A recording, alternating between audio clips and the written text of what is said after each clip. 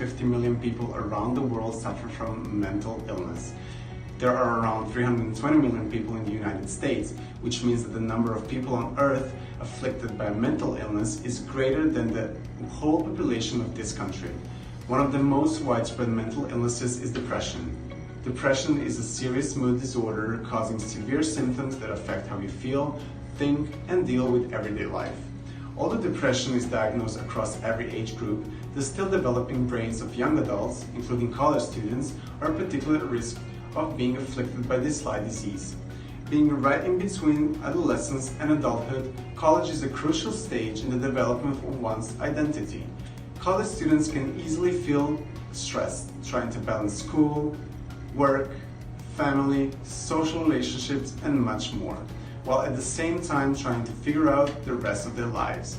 Parts of the brain, like the prefrontal cortex, don't fully develop until the mid-20s. Having in mind that the prefrontal cortex plays a crucial role in the generation and regulation of emotions, we should pay extra attention to the mental well-being of people during the sensitive, transitional stage of their lives.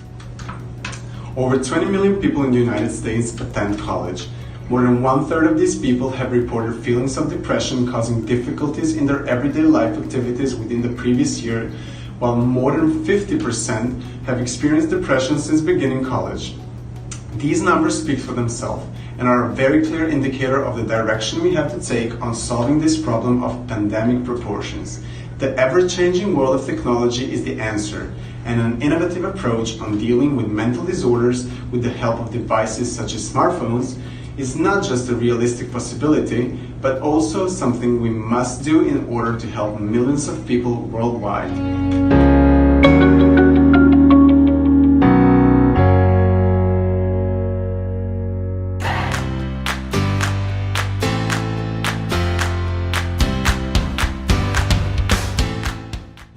The invention of the modern smartphone has changed the way we live our lives. Generation Y certainly is one of the most impacted by this invention. In fact, the Pew Research Center found that 94% of young adults these days own a smartphone. Since most college students own a phone, we have a very powerful tool that can be utilized for the diagnosis and treatment of depression. A smartphone app certainly cannot fully replace the knowledge and expertise of a licensed physician. However, imagine an app that is built using proven self-assessment inventories and treatment methods. An application like this, easily accessed literally from anyone's pocket, can certainly prove to be an impactful tool. With that being said, let me introduce you hAPPy. hAPPy is a smartphone app that is designed to accomplish two major goals. Number one, effectively diagnose depression in the app's user and measure the severity of the condition. And number two, treating the depression by implementing cognitive behavioral therapy techniques that will ideally create lasting and life-changing results in users. Accomplishing these two goals using a self-guided smartphone app is no easy feat. There are a plethora of challenges and ethical concerns, but in our technology-driven society, I believe it can be done. In this short video, I'll go over how the application will work, challenges the application may face in use, and how we will test the effectiveness of the app.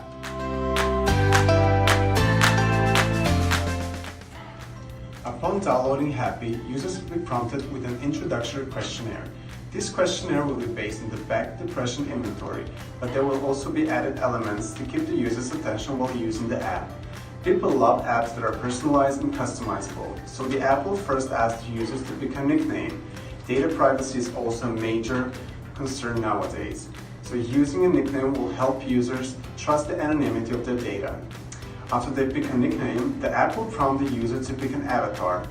The chosen avatar will show throughout the app, so the graphics will keep the user's attention. Once the back depression inventory is complete, the app will know the severity of the user's depression and will accordingly adjust the CBT program according to their needs.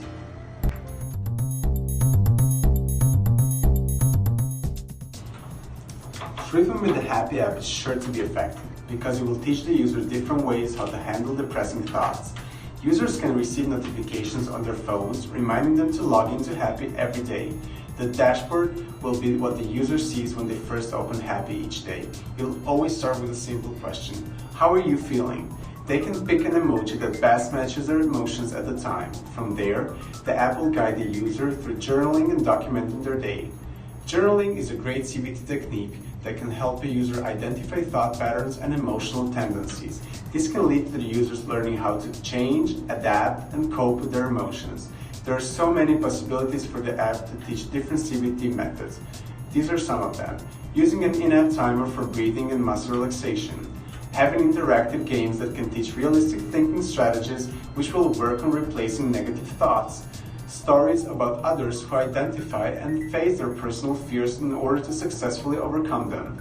I'm confident that hAPPy will be able to effectively treat depressions. Its personalized approach to teaching CBT is sure to have an impact on users' lives.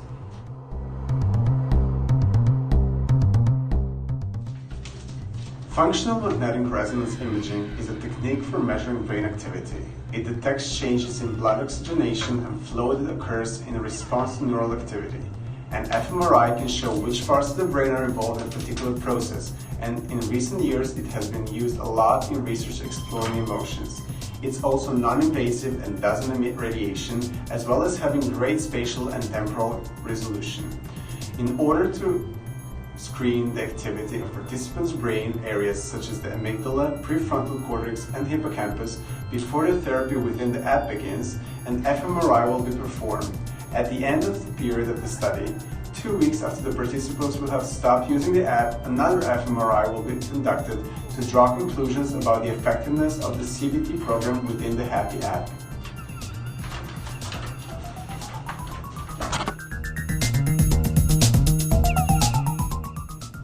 Since the targeted demographic for this app consists of young adults, there are some considerations to be made. The app must not be boring. It must hold attention long enough for people to complete daily tasks and come back for more. hAPPy will be using digital reward system like Snapchat or Duolingo in order to motivate users to use the app. The study will not be conducted around particularly stressful periods of the semester like midterms and finals, but instead during more relaxed periods. What's more, the privacy of the participants or users will be kept secure at all times.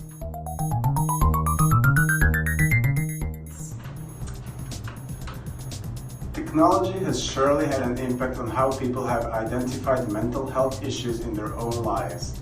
With the use of emerging technologies, we will hopefully soon be able to diagnose and treat many more mental health conditions. What the future holds is tremendously exciting, and I look forward to seeing how apps like hAPPy could make the world a happier place.